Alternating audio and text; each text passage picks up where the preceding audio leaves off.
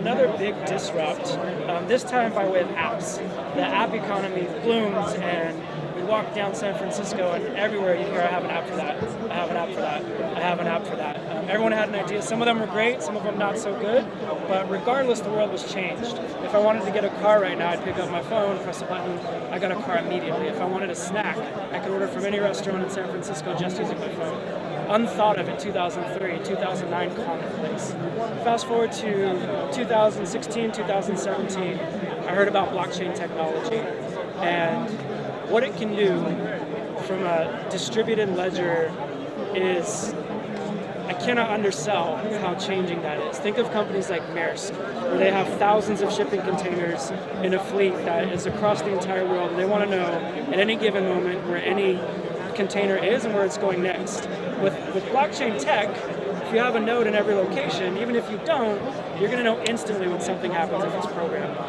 The type of savings, the type of efficiency that we're talking about are magnitudes higher than what we're dealing with now. So I knew it was going to be big, and then I started to see all of the attention getting into it. Then I started to see all of the financing going into it, and I realized that this level of attention and the level of finance that's going into blockchain tech is bigger than the dot-com boom. And if you ask anyone in Silicon Valley, they'll tell you the same thing.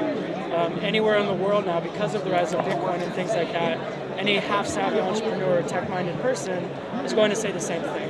So it's bigger than the internet, which sounds crazy, but it's true. And being an entrepreneur, I just kind of had to hop on that train. And it's a great opportunity to build some really cool world-changing things. That's awesome. As financial markets move people and the media hops on, which happened with Bitcoin, it's starting to happen with some other cryptocurrencies, ETH, Ripple. Day traders are going to get interested, which is great, but they're going to buy because their buddy made a ton of money on Bitcoin, not knowing what it is. So that's where we see that volatility. There's other the speculation. Speculation and not understanding what the technology is or how it works. So kind of how do you navigate that as a trader? Well, my recommendation would be to find projects that work on infrastructure, that are doing something meaningful. That's why Ether is always going to be valuable. Yeah. That's why companies that deal with financial transactions, I can't mention any off the top of my head because of certain reasons, but are going to be massive, right? Japan has sent financial transactions to Australia using blockchain tech. Japanese banks want to create a J-coin by 2020 that's pegged to the yen. So not only are you going to see cryptocurrencies, you're going to see digital currencies backed by governments operating on the blockchain. Mm-hmm. Yeah, Australia seems to be adopting it pretty well. What the mayor of, is it Perth, or she started Power Ledger? Yeah. Yeah, and she got a few of the other big towns to come on board. Yeah, so. I can't speak too much to Australia directly, though I know what you're referring to. Right. Japan. Yeah. Huge. I mean, they were one of the first countries, if not the first country, to make Bitcoin an official form of tender. I was in Tokyo recently. You can pay for anything with Bitcoin.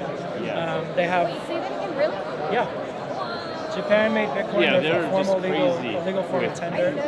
Japan, you have other countries like Gibraltar, not a country, but Gibraltar is now looking at putting a regulatory body together to regulate ICOs and put together a licensing product around that regulation. So we're starting to see countries. Yeah, Malta. Gibraltar.